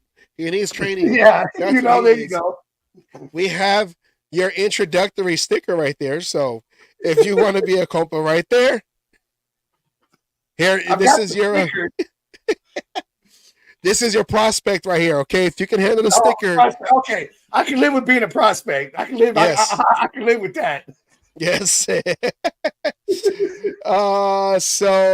Anna's going to the cruise in March. Ooh, I want to go March next year. Yeah. That's like, Anna, send me more information on that. I might be able to make that work. In the springtime, Raider Nation cruise right there, March of 2025. Okay. Oh, sorry, my bad. All right. So let's talk about individually. I don't have videos for it, but I do have graphics because we're the ones who started the whole graphic things on the show. Original, yeah. We're the original show that you started using graphics. Yes, don't get it twisted. Don't get it twisted. Inside joke. Anyways, let's start off with, have you seen DJ Turner versus Dylan Lobby, something like that, yeah. Something like that, I'm fucking it up. Now, with the new XFL rules, we believe that XFL rules, with the implement of the XFL rules into the NFL for the kickoff. You're right, for the kickoff. For the kickoff for the kickoff, not punt, but kickoff, we feel that Dylan Lobby was drafted specifically for that, Don't forget that phone call. Don't forget, you can watch the phone call when he got drafted. Tom Telesco told him what his job's going to be. He said you're going to be special teams. And special teams. Your money is going to be on special teams, the field position game. That's and it was I think it was not Jim, but John Harbaugh had said, yeah, offense sells tickets, defense wins games, but special teams wins championships. That's what he said. It could be true, I mean, we've seen a lot of Super Bowls. Super Bowls that were won with a kicker, and some that were lost. The Bills, Norwood. So, anyways, let's go into the battle right here. We know our stuff here. All right, now DJ Turner, who is he's going into his third season, 5'9", 205 pounds, 27-year-old receiver and kick returner, with a 4.26 40 speed versus the rookie coming in. And also he was an undrafted free agent, with the rookie coming in around 6 pick of this past draft with a 4.54 speed, 5'10", 207, age 24, running back kick returner. And we showed his stats. I feel like I've been talking for a long time. It's really just that cold I was talking about last week is going away finally. But you see, there he goes. No, that's not him. You seen there he is. All the stuff he's done in the last 2 years alone, rushing 245 carries for 1,205 yards and 15 touchdowns, receiving 49 receptions, 464 yards, and 2 touchdowns. And in 2023, 158 carries, 715 yards, 9 touchdowns, receiving 68 receptions, 699 yards, and 7 touchdowns. And all the accolades he's had, especially right there, the all-purpose yards per game with 194.3 that led the FCS in 2022. And he was also Special Teams Player of the Year in 2023. So this guy... And he was a punt returner and kick returner, so he could play both sides of that. You have Brock Bowers, the Swiss Army knife of the offense. This guy is kind of like the Swiss Army knife of everything, all-purpose yards. So with that said, we're going to be taking a look at this battle going into the preseason. Who do you think has the leg up in this one? Oh, I mean, you would originally want to say Turner just because he's got, experience with the team, but I'm going to give it to Dylan here. If you look at those accolades, it seems like, he was a running back, but it seems like his niche, and like you said, the last week, being brought in because of the new rules, it was like he was brought in specifically because of that. And I think it's going to be one of those things where he's going to be able to show how dynamic of a runner he is. Being a running back, he's used to the hits, and, everything else coming, with it. And I think it's going to end up being Dylan. And, Turner being a wide receiver, Dylan, who can be a running back and has the hands to come out that backfield. I don't know. Yeah. Everyone, a lot of folks were comparing Bowers to a much more upgraded, stronger Renfro. Well, I don't know. Third and Lobby, third and Dylan. What do you think? You have him over there on obvious passing downs or screen plays on offense. Maybe having him go out wide, being that a Wes Welker type of player. Hey, what about the double reverse with Jacoby Myers throwing it to him? There you go. See, so this guy can do a lot.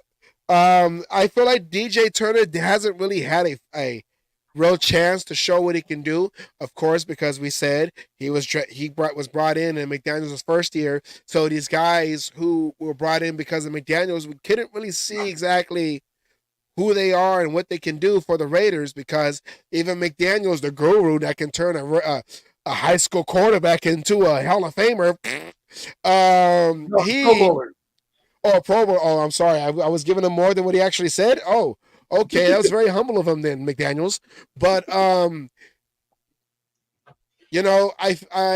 Turner, this is his time to shine, and also you'll see him over there at the Summer Kickoff 2024 in Bakersfield, California, with your Oh, host, Oklahoma Savage. this should be on a good stage. battle. This should be a good battle. I'm going to say this should be a good battle right here.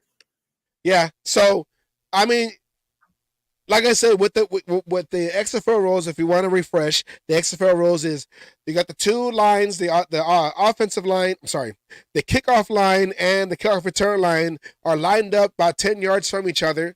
Or was it 5 or 10 yards? 10, I believe. 10. There's like a 10-yard do not pass goal line for them. That cannot move. And they can't move until the until the ball touches within the 20 yards or the kick returner touches the ball. Yes, which means that kick returner has a lot of room once that ball is caught. So basically, he had that. If you remember the old school XFL, he has that halo around him. Halo. Okay, sorry, Beyonce. He has that halo around him that'll protect him, which will give him a chance to at least find that hole for him to shoot through. So yeah, this is going to be an interesting battle. I want to see. I mean, I know we got the main event coming up over there later on this show, but this is one of those interesting ones that I want to see that people are not going to be talking about unless you're on the cage match, because we go in depth in this show. So yeah, that'll be a good battle right then and there. I'm gonna say it's even because, like I said, DJ Turner didn't really get a chance to really show what he can do. So we will see. Look at the highlights. I mean, he did, he did cause that fumble on the kick return. He has potential. I'm not trying to, he's not. God damn it, who was the guy I didn't like? God damn it, Carter. He's not a Carter. I couldn't stand Carter, and with Carter being gone and now being a rookie, Turner has a legitimate chance of winning the job. Yes. Now, going on to the next battle on the card of Survivor Series.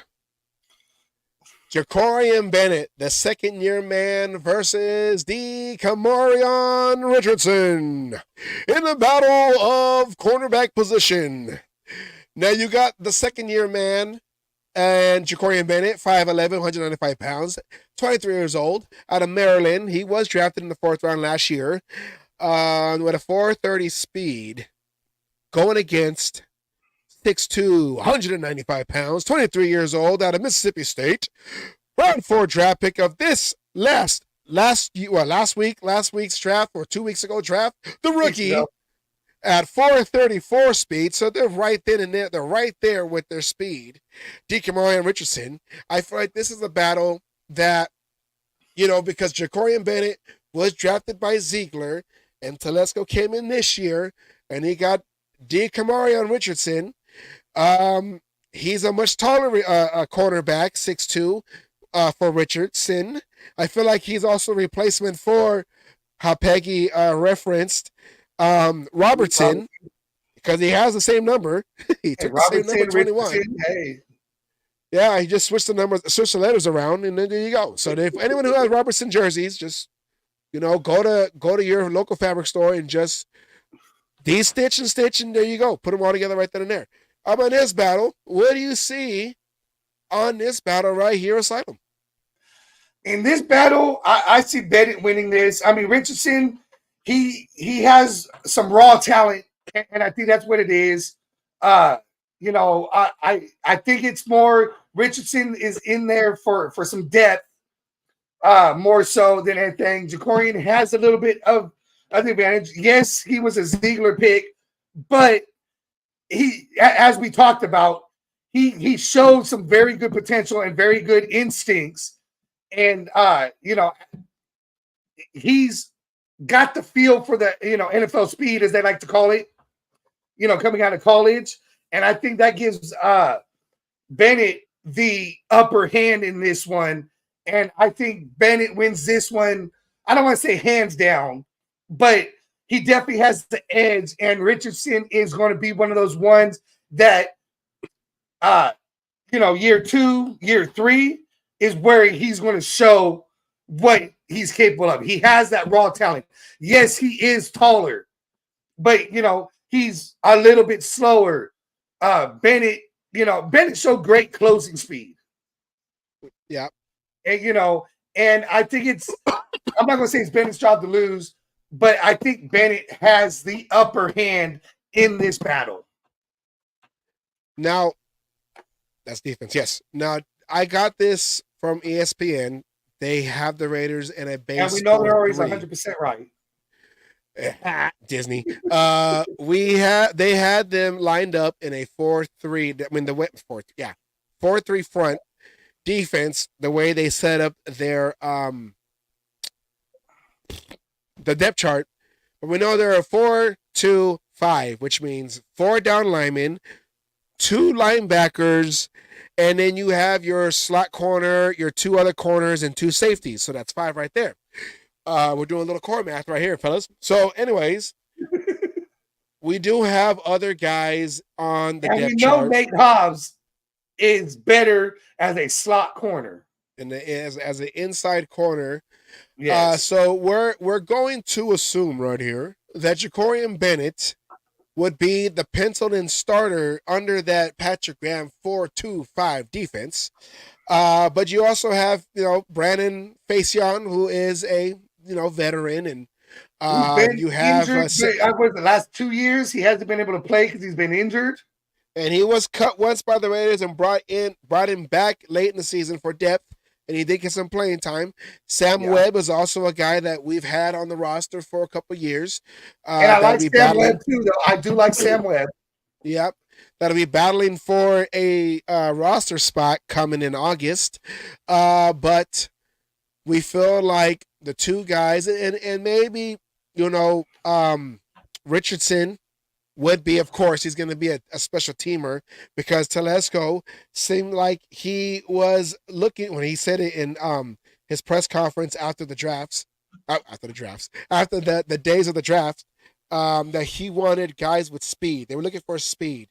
They got need, then they wanted speed, because he had a need for speed. See what I did there right there? Oh, yeah. Right there, let me give myself speed kill. Let me give myself a little thing right there. Back. Speed kills. Going back to the 80s, the 70s and the 80s with Cliff Branch and all those guys back then and there. Speedsters like Willie Gault and speedsters like James Jett, but those on offense. But Rocket Ishmael. Rocket Ishmael. Oh my God. Rocket Ishmael. Yeah, he was a project. But you see there that you have other guys, but I feel like because you have the second-year man who was, like Asylum said, he was injured and, had his confidence checked, because you're the rookie. You're going to get picked on. You're the rookie, yeah. He was getting picked on. He was getting picked on left and right. Yeah, a trial by fire. Not everyone can be a Charles Woodson coming out and being a corner. Not everyone can be a Asamoah coming out and being a starting corner. But hey, trial by fire.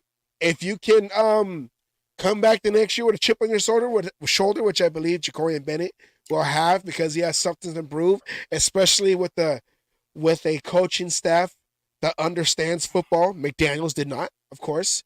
Even though McDaniels' offense, like we always say, it felt like he handcuffed everybody. So This is Jacorian Bennett's chance, because we didn't really get a chance to see what he can do last year, to prove himself in training camp, and also when we start doing preseason games, to see if he can hold on to that starting position, that starting job at Tardy at corner.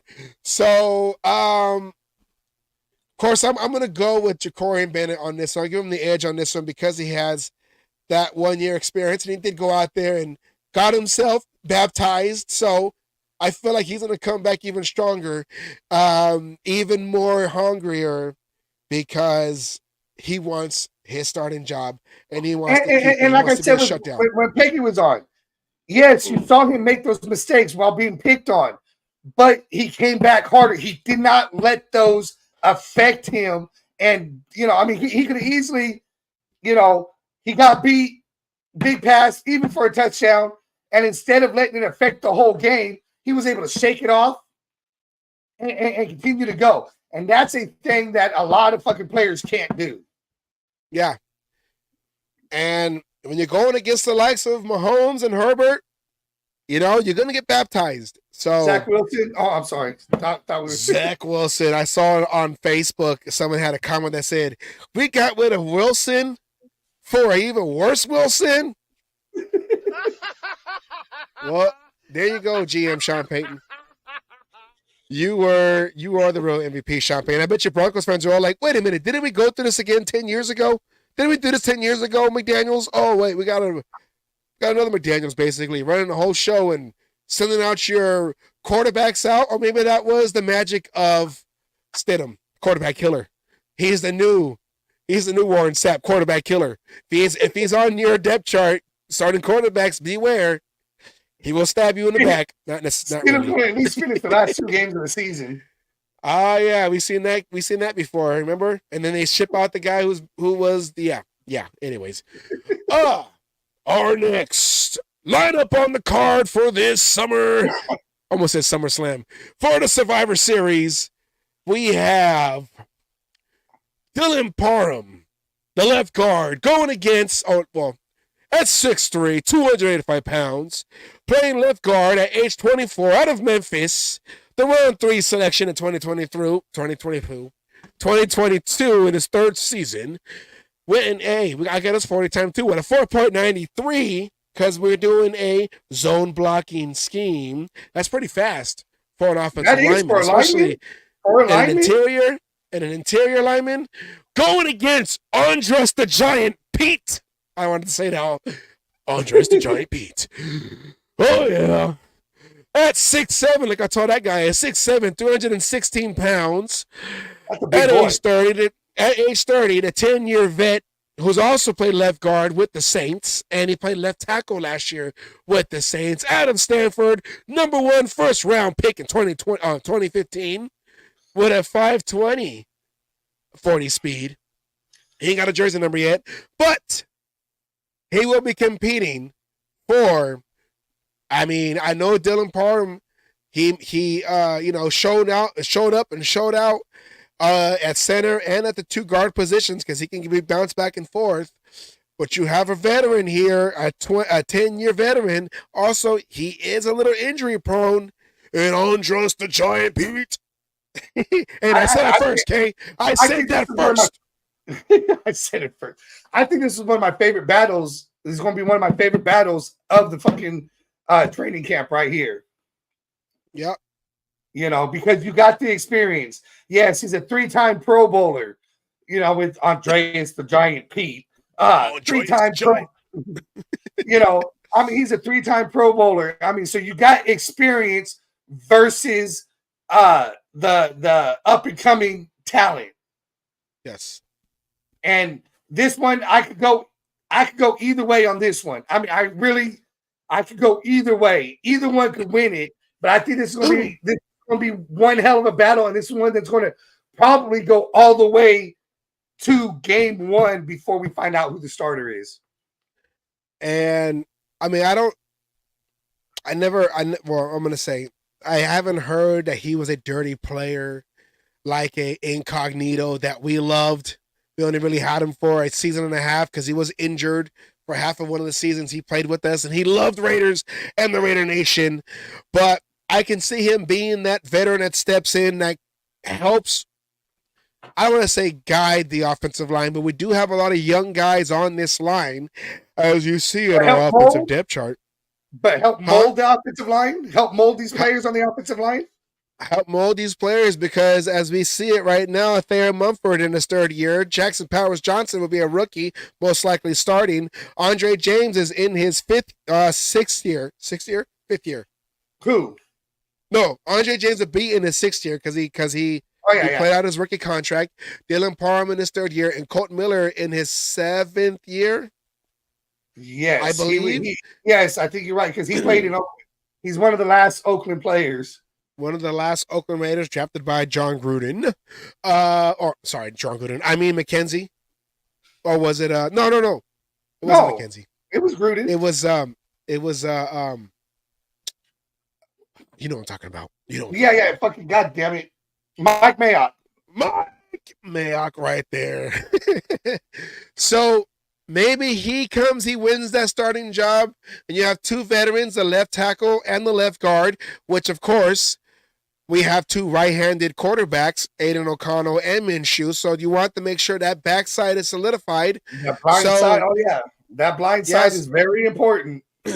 Now, if we had Michael Penix starting left-handed thrower, you might have to shift everybody over, flip it around. But anyways, this is gonna be one of those tough ones that people are not going to really notice because it's the offensive line. Who cares about the offensive line, right? They only keep the quarterback upright and give him time. They throw it to your star receivers. You only win games in the trenches. You know, I mean, but fuck, who pays attention to that shit? Yeah, the offensive line. That's not sexy. I want quarterbacks. Okay, can he throw from his back? Can he throw from his back? So, you know what? I want my money. Okay, let me start over. I'm rooting for Dylan Parham, but I feel like Andres Pete might beat him with experience. Now, Andres Pete, he's had injuries in the past, but, you know, we'll see what happens. Like I said, he can be that incognito that comes in and anchors the offensive line.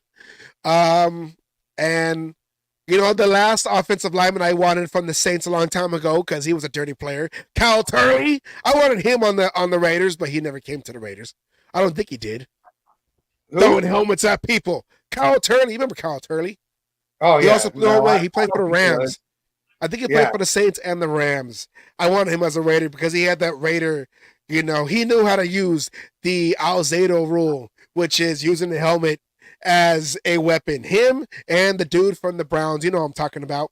If you can throw a helmet, you need to be with the Raiders because that was one of the Raiders. Miles Garrett didn't throw the helmet. He was just trying to put it back on Rudolph. Yeah, Rudolph was the one that moved, little sissy. Anyways, so he's like, here's your helmet. Let me put it back on for you. You know, stop pushing me. I'm trying to help him. Come on, man. Here, bang. All right. So probably Rudolph probably came out the field looking like Gumby, half of his head going up and down. All right. So you said, do you think Andres Pete? Oh no, you said it's going to go down to the wire, going down to the last preseason game to week 1. I don't think we're going to get this answer until closer to week 1. Yeah, this is going to be a close one. This is going to be, and I'm telling everybody now, watch this battle because this is going to be one of those ones that is a true battle that these guys are going to be. You know, I mean, this is like a heavyweight 12-round fight going into the fucking 12th round.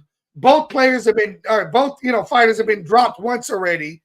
You know, it's even on the scorecards. This round is going to be the one that fucking wins it. This is going to be like Rocky 2 when they both come down to the ground. Who's going to go up? 1, 2. Adrian. Okay. Adrian. All right. It looks like we lost the view because I was trying to do Adrian's voice. What's going on? Come on. Okay.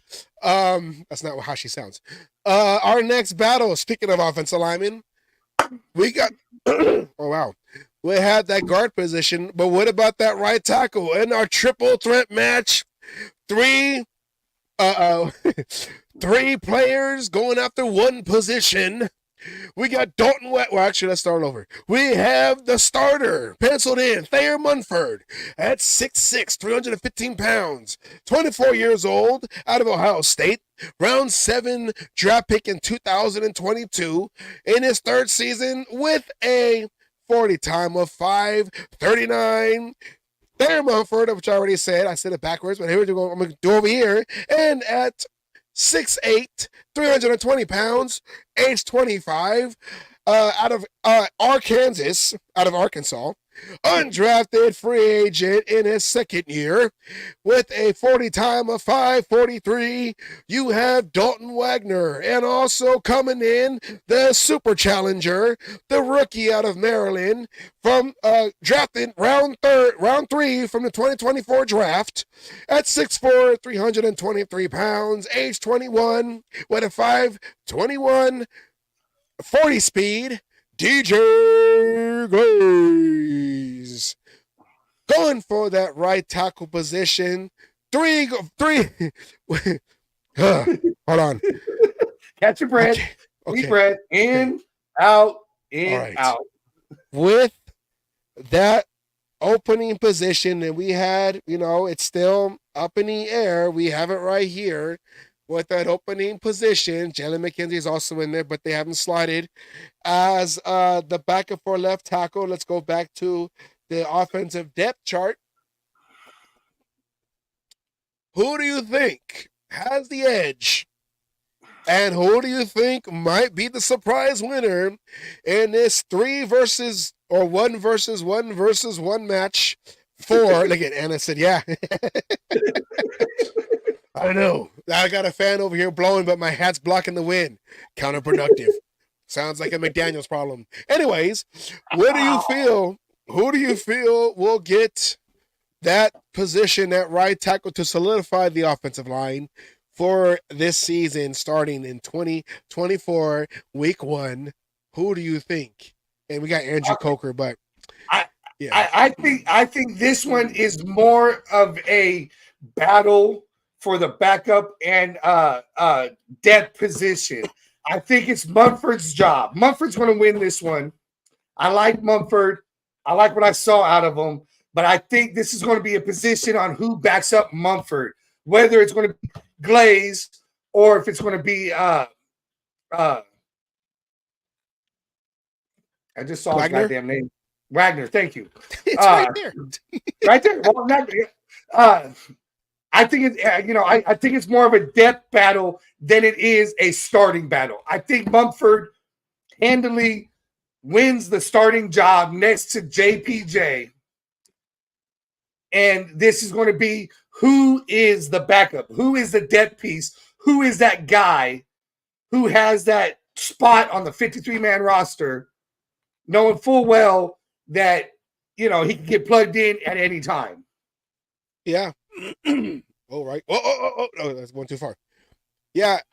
I mean, Thayer Mumford, he did, if you all remember, he actually did win the right tackle job from Illuminor last year.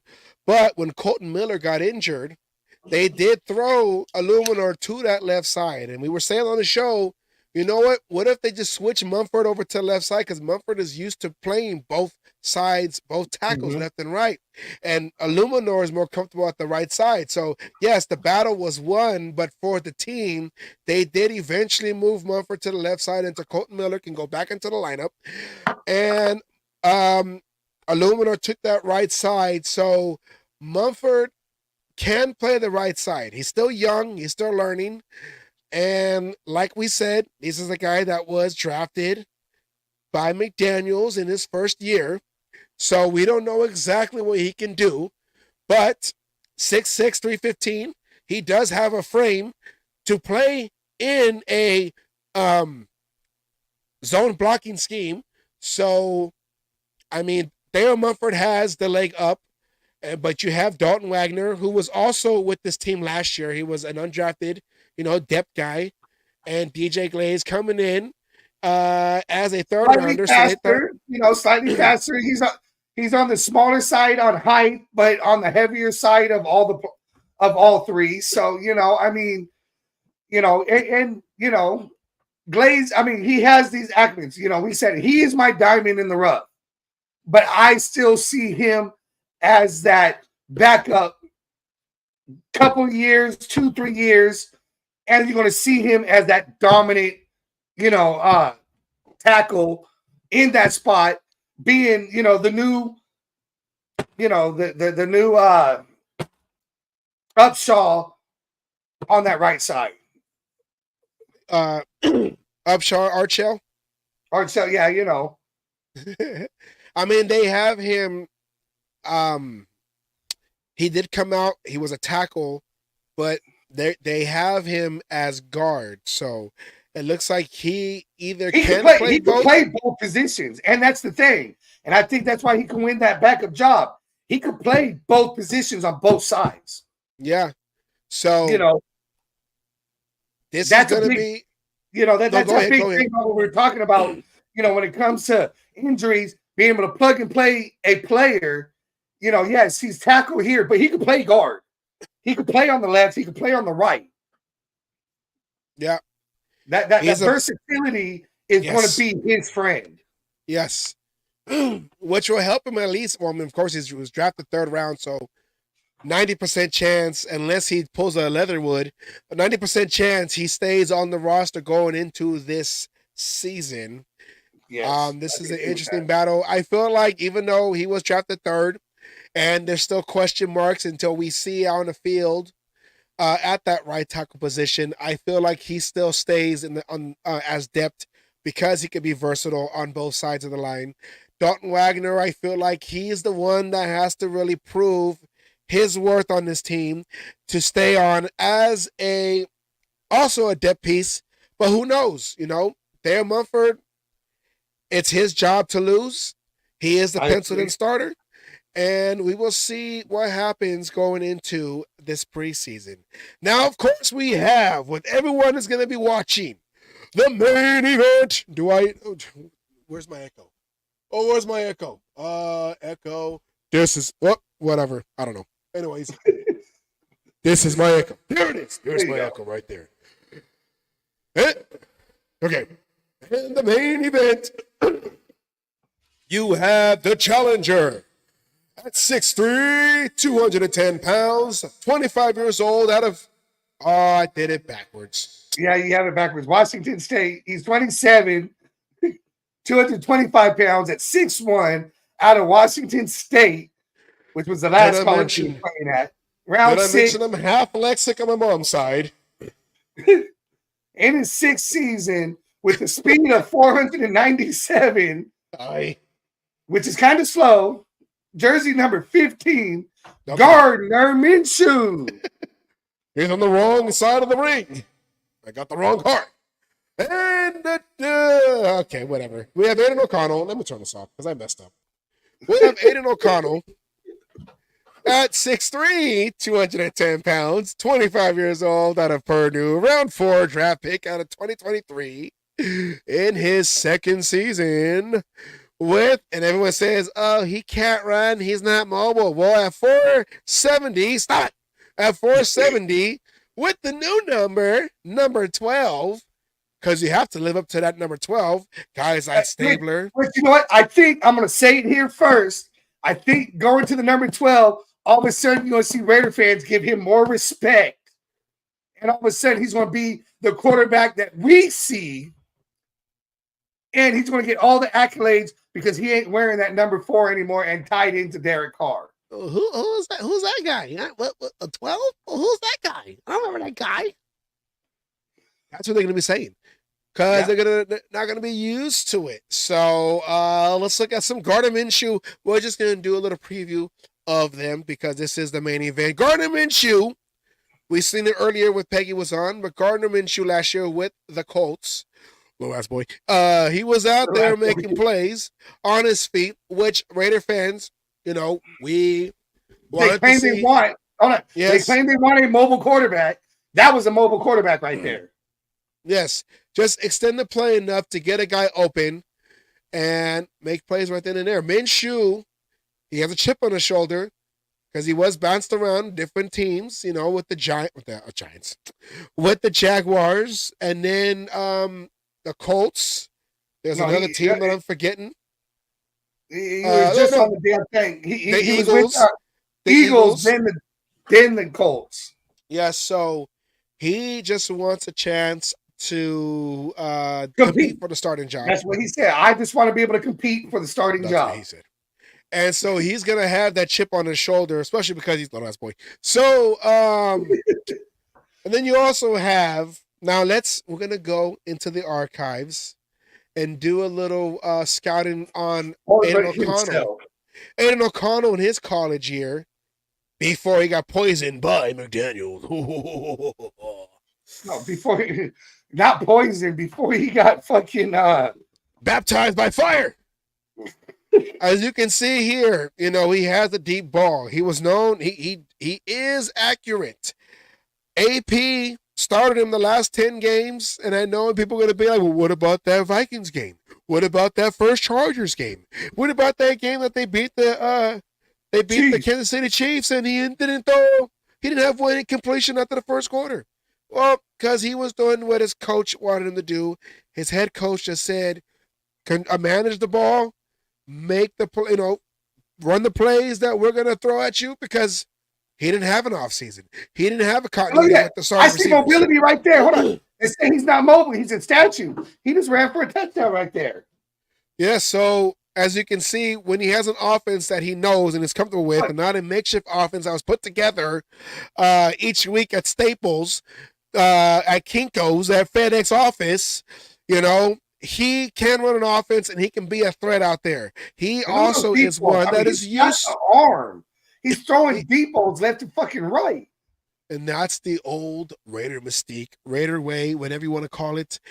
He can be out there. He can make plays for you. Give him a chance, because he can, look at that, on the run, right then and there. So this is going to be a very interesting battle that everyone is going to be watching and dissecting. And we do have a video of him in preseason, which I will upload for our show that we are going to have next week.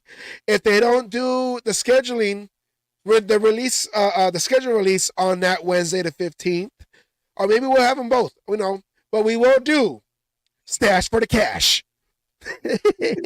Or Farver versus Uncle Rico. Or Rico. I like that one right there. And this is another one. This is another one I think could possibly go, a battle that we find out, right before week 1. But the other thing I have to say, and I've heard this on multiple shows, Chris said it. I know Angela said it, all this shit, talking about, it's Minshew's, going, it's his. We heard our head coach say it. This is Aiden O'Connell's job to lose. Right now, as we speak, Aiden O'Connell is QB1. I'll repeat that for the people who I just said, who don't think, who don't listen to what our coach said. Aiden O'Connell is QB1, and it's his job to lose. Wait, I'm sorry. They didn't hear you in the back. Say it again. It's Aiden O'Connell's job to lose. He earned the right to be the starting quarterback as of right now. Do I think Minshew could beat him out? I think the possibility is there. But as of right now, as we speak, as of May 8th at 9:10 p.m. in Kansas, it's Aiden O'Connell's job to lose. Make sure you guys write that down, that the head coach had said many times that this is Aiden O'Connell's job to lose, because he did earn the right to be the starter. But, of course, in training camp, there's nothing wrong. You like what I had to say. Oh, well. There's nothing wrong with some competition. And, of course, when you have a veteran like Minshew, hey, you're either going to learn on the field or learn on the sideline. But someone's going to learn, not in a bad way, but someone's going to learn this season. And who's to say what they do next year's draft? But that's way far on over there. Hopefully we are not picking middle of the pack next year. We're picking more in the 20s. Or maybe we're picking 32nd, if you know what I mean. Maybe, just maybe. So, that is your draft battle preview right then and there. We have training camp battles. Those are our training camp battles that we think are the big battles to be happening this summer. That you have to pay attention to, because they will alter your offense. Because there wasn't really, except for the cornerback position. But we're focusing on offense this year. Because the defense has been set. That was our biggest need, or our biggest issues last year was the offense.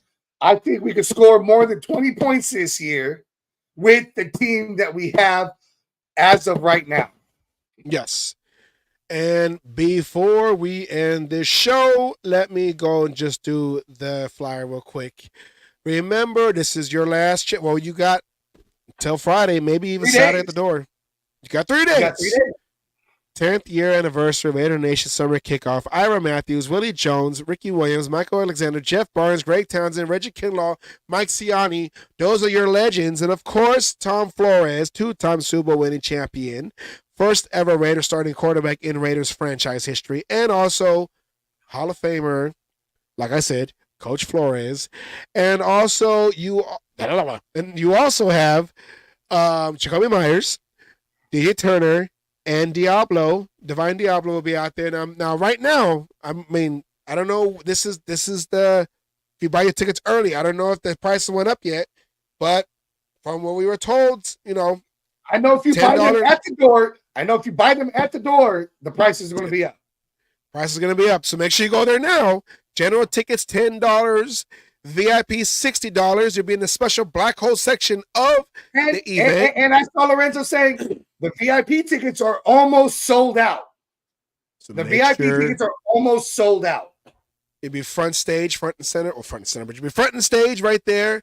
And also remember that the current players, Myers, Turner, and Diablo, to get their autographs is a separate $100 ticket to get their autographs. The other legends, they are on their own agenda. That seems kind of mean. They have their own prices and their own fares. So make sure that if you want to get the current players, $100 separate ticket to get them, you're guaranteed their autographs. So yes. So make sure you go to that. Also, yours truly will be the host, the MC of this event. And we'll have some goodies out there for you for the show. We finally got merch. Finally got merch. My girlfriend, my girlfriend's in charge.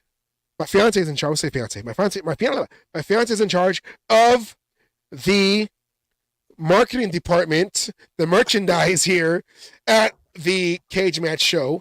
So and I've seen it. She's got some killer shit.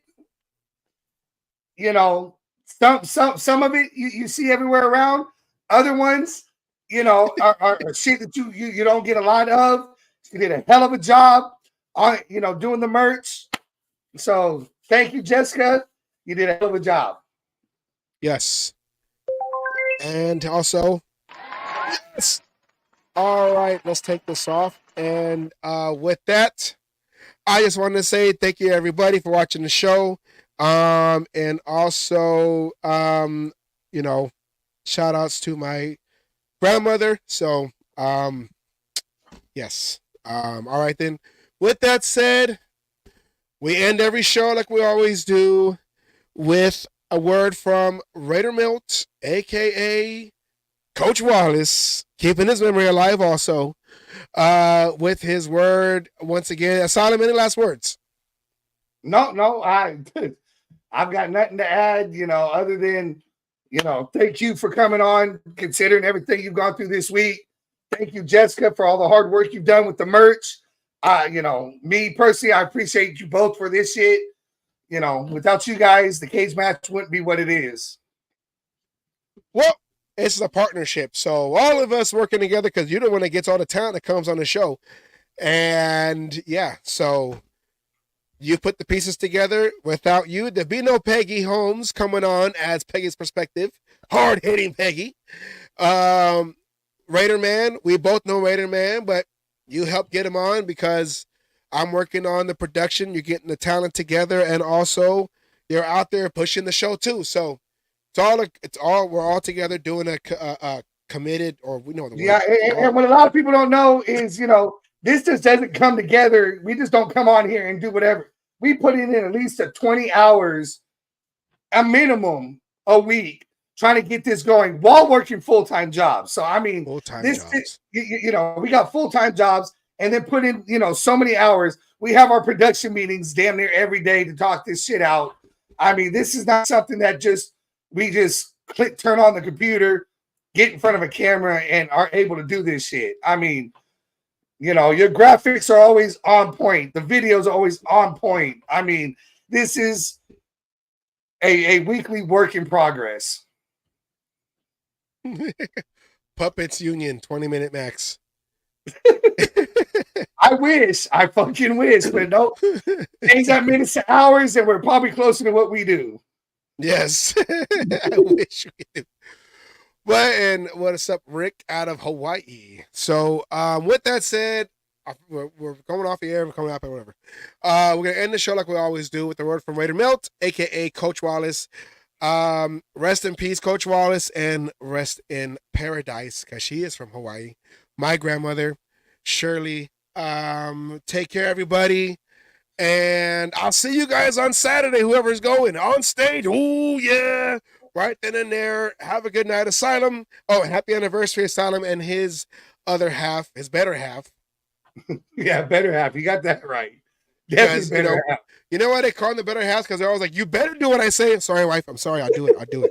That's my better half, because I'm always, you better do this and that. All right, then. All right, Raider Nation. I see you Saturday for going out there to Bakersfield. Everybody else, have a safe weekend. Happy Mother's Day. And take care. Good night. Good night.